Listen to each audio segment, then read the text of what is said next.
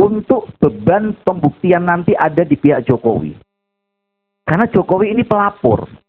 Roy Suryo ini yang dilaporkan karena pencemaran nama baik. Dia dilaporkan. Maka pihak yang harus membuktikan adalah pihak yang melaporkan.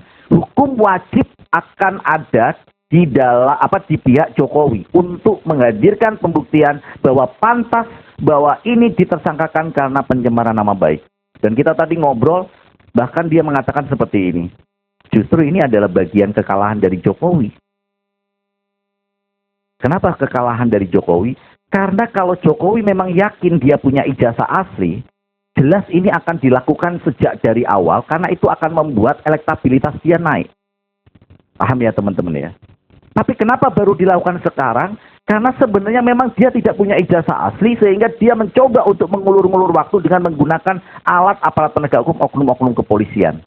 Dibongkarnya saat ini dan ditangkapnya Roy Suryo dan Dr. Tifa justru adalah hal yang paling ditakuti oleh Jokowi. Tadi kita berbicara sambil makan gitu, sambil ngobrol.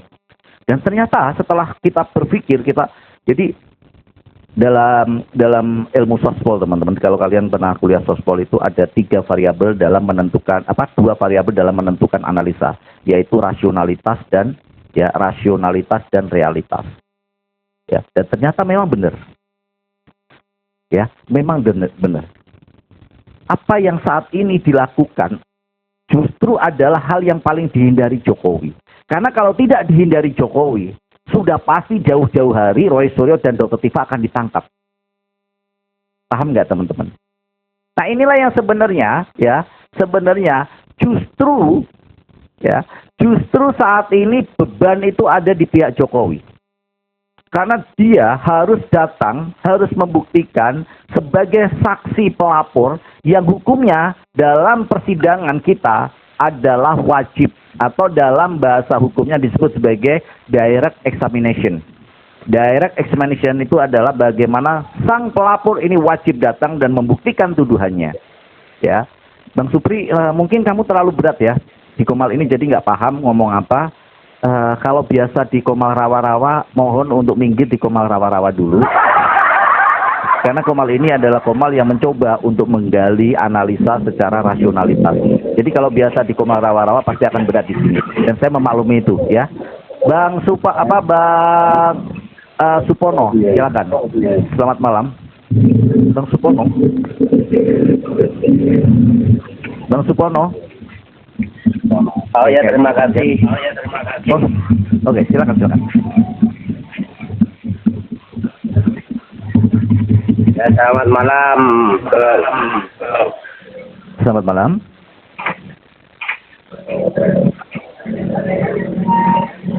Selamat malam, Bang. Ya.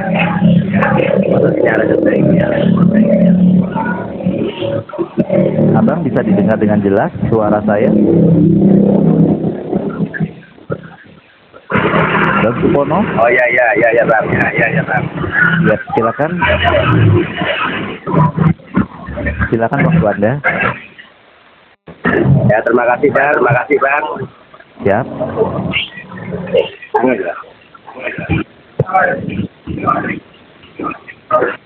Apa sinyalnya ya? Sinyalnya ini Bang kok kurang. Iya, kayaknya sinyalnya merah banget di layar saya merah banget. Aduh, kayaknya putus, Bang. Sinyal kayaknya, Bang. Coba diperbaiki ya, perbaiki Bang Supono. Bang Iwan Aswari, saya nggak perlu menghibur diri ya.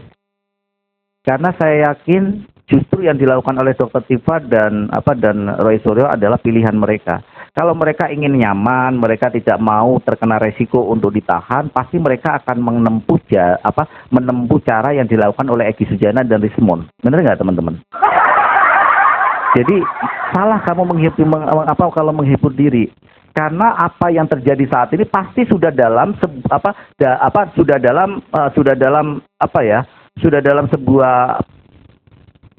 memang sudah diperkirakan akan terjadi seperti ini. Bagaimana kalau sudah tersangka menyelesaikan cara ini dengan cara apa? Ya P21. Dan kalau sudah P21 memang harus dilakukan penahanan dan diserahkan berkasnya kepada Kejati. Kita tunggu hari Senin. Ya, hari Senin itu nanti akan ada pelimpahan berkas dan juga penyerahan tersangka kepada Kejaksaan Tinggi. Dan saya harap Kejaksaan Tinggi akan akan fair dan akan melakukan ya prosedural ini secara objektif gitu ya. Bang Iwan Aswari, nggak apa-apa kamu bilang itu, tapi karena kamu nggak berani naik dan spam ya, saya tidak akan bisukan kamu. Padahal kamu punya udah bisa open cam ya, saya bisukan kamu. Saya beri kesempatan kamu untuk naik, untuk melakukan counter terhadap argumen saya ya. Kalau punyain, Bang, bagaimana hasil debat dengan Batavia? Kayaknya jauh banget deh ya. 93% atau 92% semalam saya menang. Jauh lah ya. Ya, jauh banget. Memang ada termul yang cerdas? Nggak ada. Ya. Kayaknya nggak ada deh. Makanya mereka beraninya seperti itu doang. Ya, Iwan Aswari, kamu masih di bawah, kamu bisa naik. Ya, karena spam. Tolong teman-teman jangan spam ya, karena itu mengganggu algoritma. Ya, mengganggu algoritma. Siap, terima kasih Bang Harven. Bang Husni, silakan, ada yang mau disampaikan? Oke, makasih Bang Marlok. Assalamualaikum warahmatullahi wabarakatuh. Waalaikumsalam warahmatullahi wabarakatuh. Sehat selalu Bang Marlok. Semangat terus. Ya Allah, selalu sehat. Siap, terima kasih. Siap, ada yang mau Jadi disampaikan? saya sependapat dengan Bang Artinya memang ini aja menjadi jebakan ya untuk Jokowi ya. Karena dengan cara ini berarti proses persidangan akan berlanjut. Karena ini kan kenapa ini ya suaranya agaknya ada ngedabel ya. Oke, sorry. Saya belum matikan internal play-nya. Silakan Bang. Silakan. Oke. Jelas Bang Parlok suaranya ya. Sudah sangat jelas. Biar termul pada kepanasan juga ya. Jadi begini ya. Bang Fajar Tirta boleh naik, Silakan Bang Husni. Intinya begini, saya sangat setuju ya kalau memang itu dilakukan penahanan ya. Karena memang penahanan itu belum tentu orang itu punya salah. Itu hanya sebuah tindakan ya, tindakan preventif. Dalam aturan hukum kan penahanan itu bisa saja orang itu supaya tidak menghilangkan alat bukti, tidak kabur dan lain-lainnya. Karena memang kasus ijazah bodong ini memang ini nggak ada ujungnya ya. Kalau tidak diselesaikan yang seperti Bang Parlok tadi, P21 dan dilanjutkan ke persidangan. Artinya begini, kalau ini sudah jelas, nanti kita lihat tonton kita bareng-bareng gitu terus. Inilah sebetulnya yang kami tunggu-tunggu. Nah, apa yang disampaikan Bang Hotman di beberapa medsos itu ya, artinya kira-kira Pak Jokowi ini siap enggak nanti setelah di persidangan nanti gitu ya, dengan menghadapi orang-orang Bang Roy Surya yang begitu cerdas, pintar, dan galak-galak. Ini yang sebetulnya Pak Jokowi yang dipikirkan itu sebetulnya itu. Jadi kalau kita sih sebetulnya pengen melihat gitu ya. Karena bukan sebuah akhir kalau cuma hanya ditahan gitu ya. Kecuali sudah ada keputusan inkrah ya, sudah ada vonis. Itu pun kita bisa banding sebetulnya kan. Tetapi dengan catatan ditahan itu ya, termul jangan senang dulu. Ini bisa saja menjadi jebakan supaya proses ini berjalan terus sampai ke persidangan di pengadilan. Cuma titip saya, jangan sampai nanti begitu dipanggil di peradilan nanti, si Jokodok ini kabur, itu aja. Pakai alasan yang macem-macem lah. Apalagi ini musim Piala Dunia, saya khawatir ini. Nanti begitu dipanggil dia nonton Piala Dunia. Atau sakit lah, sakit kurap atau tidak tahan dengan matahari dan lain-lain. Ini yang saya khawatirkan. Sebetulnya saya ingin menunggu Bang Parlok, ini proses jasa bodong ini ya segera dituntaskan. Sebetulnya kalau menurut kami ya Bang Parlok ya, gampang untuk mempenjarakan Roy Suryo itu. Gampang sebetulnya kalau Pak Jokowi mau itu, tunjukkan saja ijazah aslinya. Itu aja. Jangan ini dianggap Pak Roy Suryo misalkan membuat suatu fitnah, pencemaran nama baik, langsung lapor sebelum mereka menunjukkan. Harusnya ditunjukkan dulu dong. Kalau sudah terbukti barang itu asli, baru mereka melaporkan. Untuk ke depan ini ya berarti Pak Jokowi harus siap hadir. Karena Pak Jokowi adalah satu-satunya adalah seorang pelapornya ya. Dan satu-satunya adalah orang nanti yang menjadi saksi. Jadi ini wajib hadir ini. Nanti dalam persidangan, nanti di pengadilan nanti. Nah pertanyaan saya sama para termul yang tolol, yang goblok, yang kuclok itu, kira-kira siap enggak ini si Jokodok ini hadir dalam persidangan nanti? Itu yang saya ragukan. Bukan mempermasalahkan kenapa Roy Suryo harus ditahan. Saya tidak seperti itu. Saya yakin 1000% Roy Suryo akhirnya akan menang. Roy Suryo, kubu Roy Suryo akhirnya akan bebas.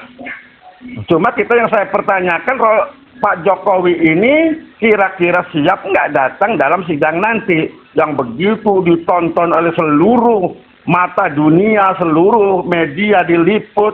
Nah ini pertanyaan saya. Jangan-jangan ini penahanan ini, kalau menurut saya ya, feeling saya, Bang Farlok ya, ini hanya untuk nakut-nakutin saja. Mungkin dianggapnya Roy Suryo bisa jerah dengan hal-hal yang semacam ini, sehingga ditekan untuk melakukan RZ, sehingga keluarlah SP3, seperti si Rismon dan si Egy Sujana. Itu sebetulnya kalau saya sasarannya seperti itu. Tetapi mudah-mudahan Roy Suryo dan Ibu Tipa tetap di satu perjuangan yang lurus gitu ya, tidak tergoyah dengan hal-hal dan iming-iming. Saya yakin penahanan itu tujuannya hanya ke situ. Tetapi kalau penahanan dan ditangkap itu tujuannya untuk proses selanjutnya ke persidangan sehingga akan ada keputusan ingkrah, saya yakin yang akan diuntungkan adalah Roy Suryo gitu. Itu dulu Bang Farlok. Siap, terima kasih Bang Rusmi, keren. Oke teman-teman, saksi pelapor dalam hal ini Jokowi itu sesuai dengan KUHP dan aturan hukum kita itu wajib lapor. Justru kalau nggak lapor kasus bisa dibatalkan, dianggap tidak ada. Nah, dalam hukum itu disebut sebagai direct examination. Kehadiran secara langsung membuat kepastian. Teman-teman semuanya, kalian senang nggak sih sebenarnya dengan kondisi seperti ini? Kalau saya malah senang. Saya sendiri kemarin bertemu dengan orang-orang kubu-kubu Roy Suryo dan Dr. Tipa, dan kami semua malah berharap segera ini diselesaikan. Jadi kalau termul sekarang bahagia, mereka kebalik. Karena beban pembuktian sekarang justru ada di pihak Jokowi. Itu yang pertama. Yang kedua, kalau sampai nanti di dalam pengadilan ada hukum yang tidak adil, terlihat sekali kriminalisasi, saya yakin Prabowo tidak akan berani mengambil resiko. Karena kemarahan rakyat akan menjadi besar ini, dan akan menjadi besar dan akan mempengaruhi stabilitas politik pemerintahan Prabowo Subianto. Maka kalau kita secara rasionalitas politik, justru apa yang terjadi ini berbahaya sekali buat. Itu yang pertama. Yang kedua, waktu itu pendek. Daripada tidak ditangkap, ini akan bisa 2 bulan, 3 bulan, 4 bulan, 5 bulan, 10 bulan, mungkin 1 tahun lagi. Ya, ini berbahaya. Makanya kenapa ketika ditahan justru akan mempercepat proses ini. Apa itu? Di pasal 25 ayat 1 dan 2 KUHP kita, di mana penahanan pertama yang bisa dilakukan oleh JPU, Jaksa Penuntut Umum dalam hal ini Kejaksaan, itu 20 hari penahanan pertama. Mempersiapkan semua berkas, itu paling lama loh ya. Setelah 20 hari ternyata berkas belum bisa untuk dilimpahkan ke pengadilan, ada yang disebut penahanan tahap kedua, yaitu maksimal 30 hari. Setelah 50 hari tahap kedua, kalau tidak bisa memenuhi syarat dan melengkapi untuk dimasukkan ke dalam pengadilan, maka Roy Suryo dengan otomatis bebas dan kasus dibatalkan. Dan ini justru yang menarik untuk kita. 50 hari ke depan dari hari Senin besok. Hari Senin teman-teman semuanya akan dilakukan pelimpahan berkas dan pelimpahan tersangka. Insya Allah saya akan hadir dan live untuk menemani teman-teman semuanya ke kejaksaan penyerahan ke Kejati Jakarta Selatan, Kejaksaan Tinggi Jakarta Selatan. Ya. Dan ini yang saya katakan, Bang Ayi Sutesna, saya tahu kok, ya. Saya tahu kamu, ya. Kalau mau naik, tapi kamu nggak punya keberanian. Ya. Yang kedua, gini. Kita berpikir secara rasional. Kalau seandainya Jokowi yakin memang punya ijazah asli, kasus ini pasti akan berjalan dengan singkat. Betul nggak teman-teman? Karena ini benar-benar menghajar mental Jokowi. Menghajar mental Jokowi, meluluh lantakkan kepercayaan masyarakat terhadap Jokowi. Semakin lama maka dia semakin dirugikan. Dan ternyata terbukti. lembaga survei median, tingkat kepercayaan Jokowi terhadap kepemilikan ijazah asli Jokowi itu tinggal 51%. Inilah yang saya katakan teman-teman semuanya. Apa yang terjadi kali ini justru menggembirakan kita. Kita tunggu 50 hari ke depan dari hari Senin, apakah benar bahwa nanti Jokowi berani datang dan berani hadir di pengadilan. Dan itu yang kita tunggu. Bukankah ini menjadi dakdikduk bagi kubu Jokowi dan para pendukungnya? Karena jika nanti Jokowi tidak berani hadir, maka itu akan menjadi kiamat buat karir politik Jokowi. Ke Bang Dema, silakan Bang Dema. Saya juga bukan orang hukum, cuman saya mendengarkan orang hukum tadi juga. Kasus ini malah menguntungkan, benar yang dibilang Bang Warlock, itu menguntungkan dari pihak Roy Suryo CS. Sebenarnya apa? Ketika penahanan ini kan cuman pengelainan isu atau mungkin juga pencemaran nama baik ya itu. Tetapi nanti di dalam persidangan ini, pelimpahan ini, kalau Jokowi tidak hadir di dalam persidangan, nggak ada dalam persidangan, berarti kasus ini batal.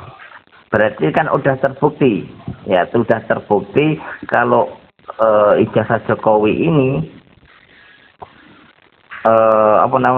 palsu. Kalau Jokowi tidak hadir loh ya, tapi kalau Jokowi hadir akan dicecar pertanyaan sampai dari SD-nya, SMP, SMA, bahkan perkuliahan, dunia perkuliahan semuanya nanti akan dicecar habis-habisan.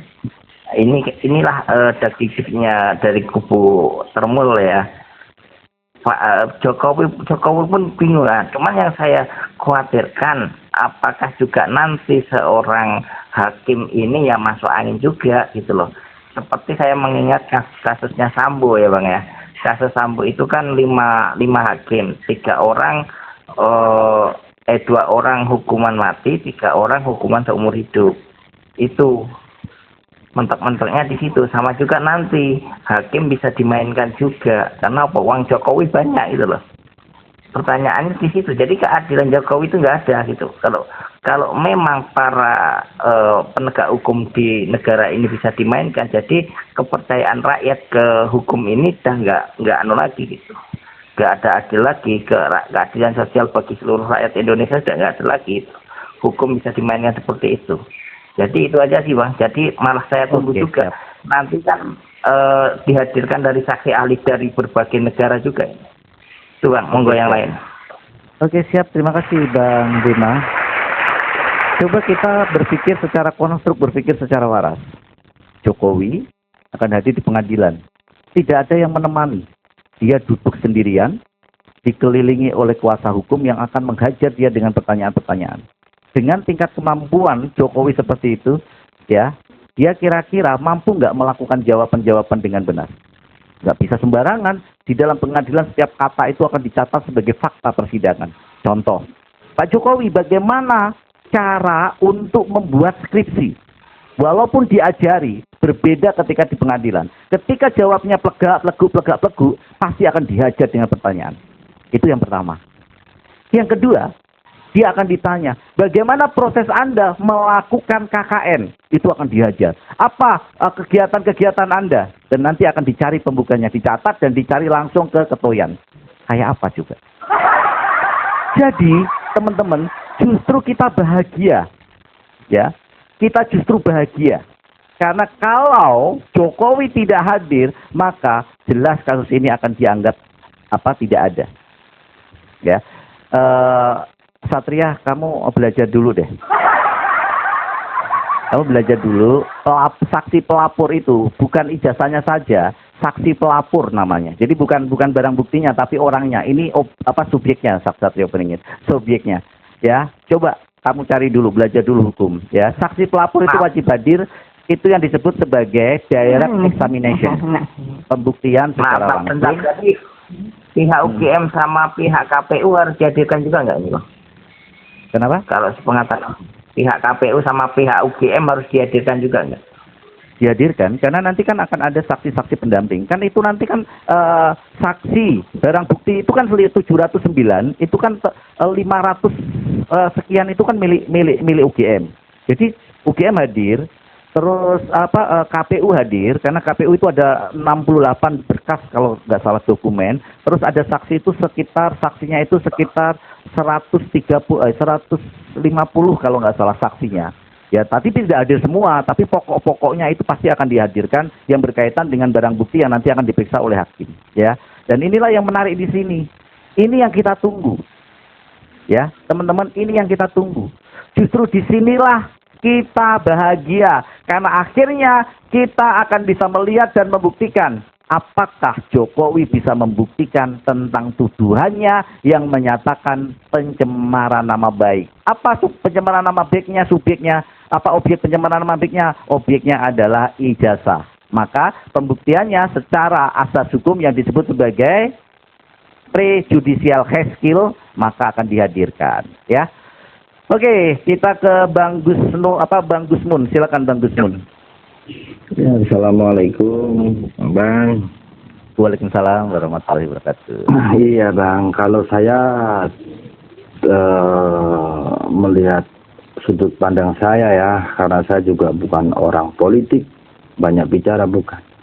Cuma yang saya herankan ini, kenapa sih Jokowi itu kok bikin geger rakyat seluruh Indonesia gitu loh.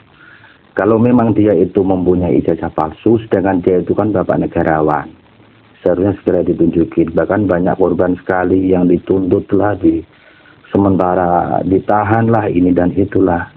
Seharusnya beliau tidak seperti itu. Nah, ini menurut saya, jangan-jangan Jokowi ini belum legowo menerima pensiunan jadi presiden, Bang. Makanya dengan cara seperti ini, mungkin saja ya syukur-syukur sih dia ijazahnya asli. Syukur-syukur. Tapi ya kalau memang tidak asli ya sekedar biar diberantas lah. Karena Jokowi ini menurut saya sangat meresahkan, Bang. Satu, meresahkan. Kita bicara masalah pembangunan dulu-dulunya seperti apa ya kan. Sekarang seperti apa. Terus Jokowi ini menurut saya dengan cara seperti ini, negara demo-demo seperti ini, dia seperti itu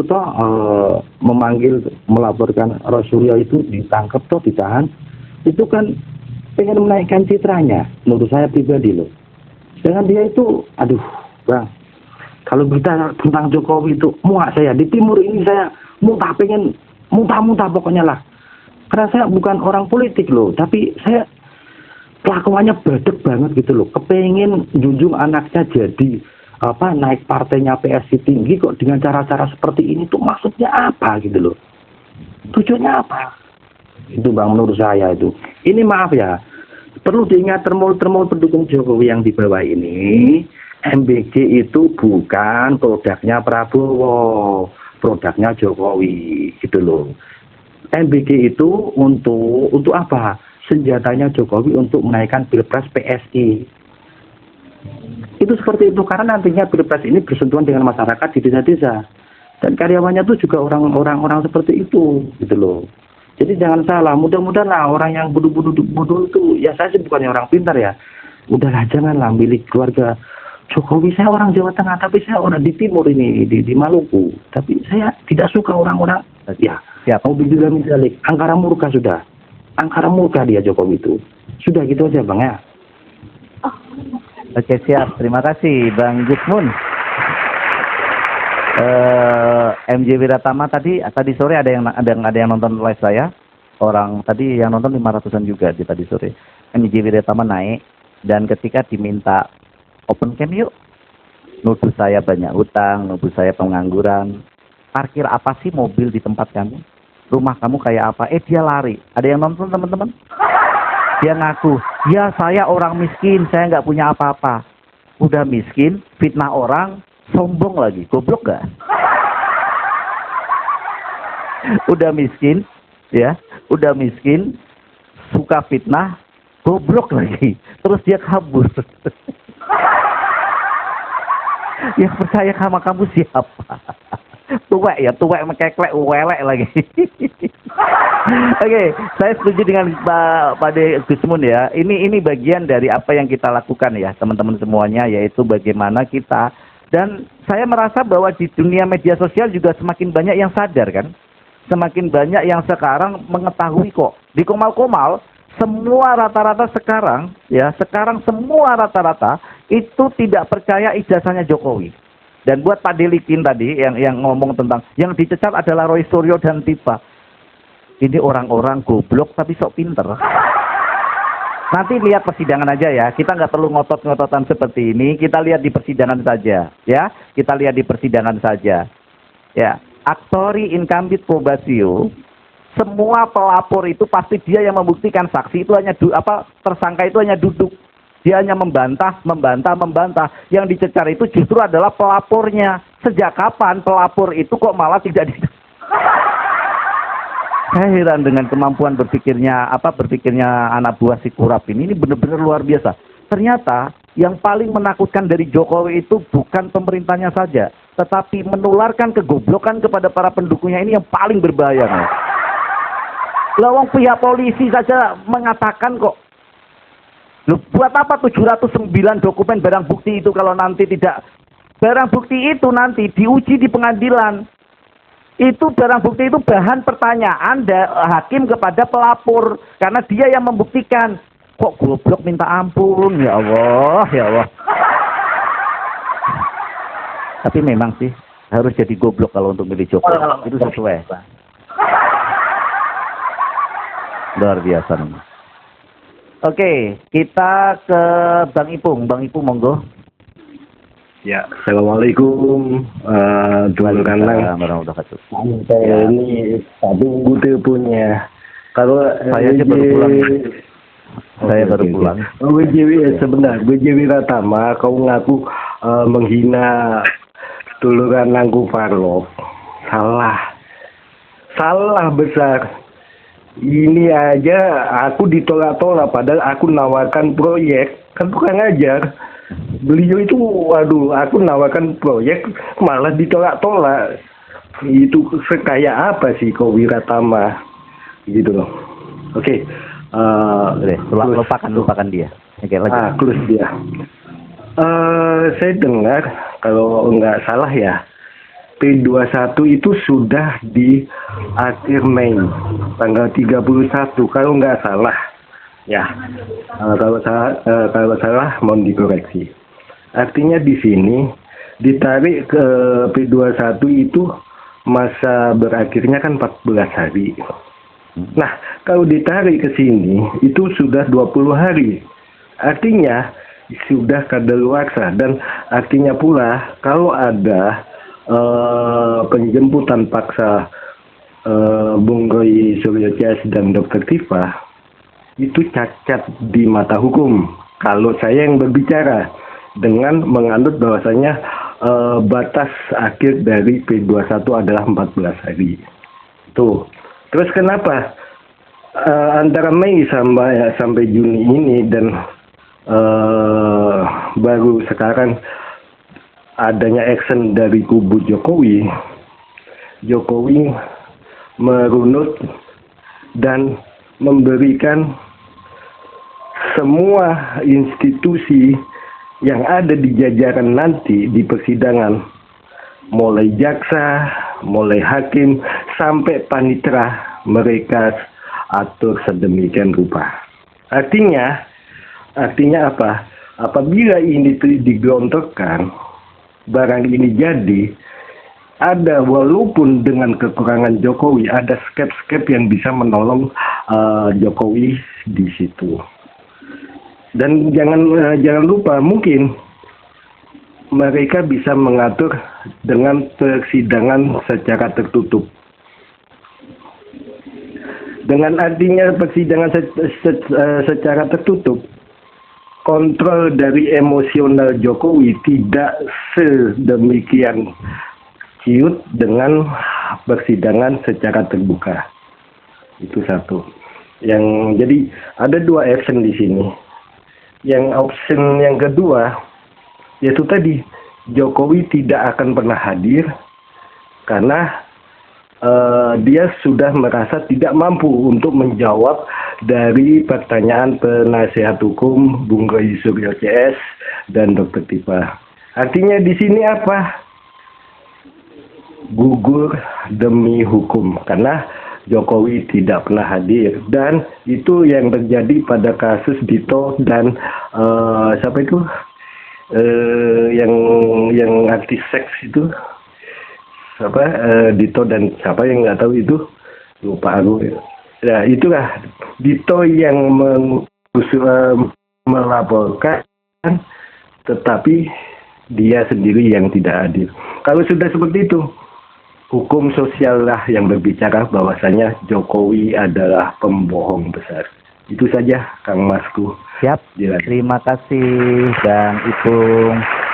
Insya Allah ya nanti saya telepon Bang Ipung ya untuk proyek TL di Jawa Timur. Oke, sedikit ya saya tambahkan gini. Banyak orang yang mengatakan bahwa ini kan kasus pencemaran nama baik. Iya, betul kasus pencemaran nama baik, bukan ijazah. Tetapi pencemaran nama baik itu subobjeknya apa? Yang dituduhkan apa? Contoh, saya menyatakan kepada Bang Ipung, kamu nyolong motor saya ya? Dilaporkanlah pencemaran nama baik. Objeknya apa? Ini motornya perlu dibuktikan nggak kalau motornya itu benar punya saya dan benar-benar motornya itu ada di tempatnya Bang Ipung? Saya heran ada orang yang sok pintar tapi goblok memang. Itu logika sederhana.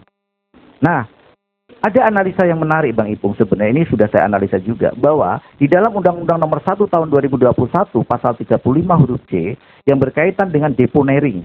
Ya, sering saya omongkan ya, teman-teman yang sering nonton live saya pasti tahu ya, tentang deponering. Yang saya takutkan, kejaksaan akan mengambil langkah ini. Maka itu harus dilimpahkan ke karena mencuriota. Mencuriota. Bang pejuang rakyat.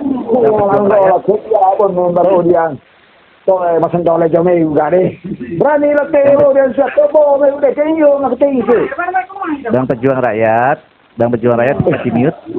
Bang pejuang rakyat bisa di-mute. Saya nggak paham Anda apa, karena nggak bisa dari sini. Mana ini? Tanah asli ini yang mana ini?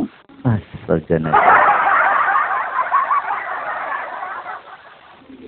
Jadi yang paling kita takutkan itu adalah deponering.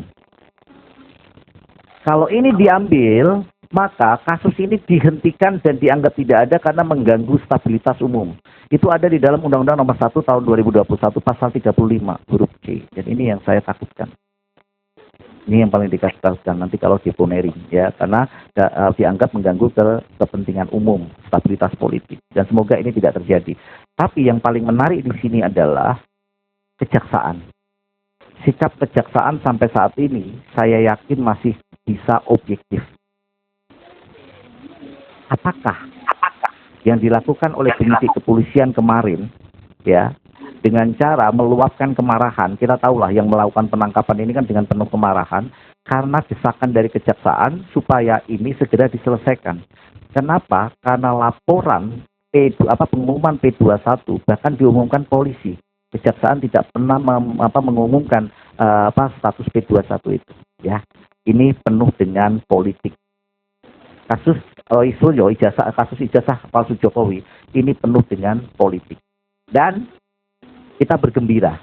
Jadi kalau ada termul itu teman-teman, mereka berharap kita itu sedih. Mereka berharap kita akan diam. Woi, sono, Tifa dan Roy Suryo ditangkap.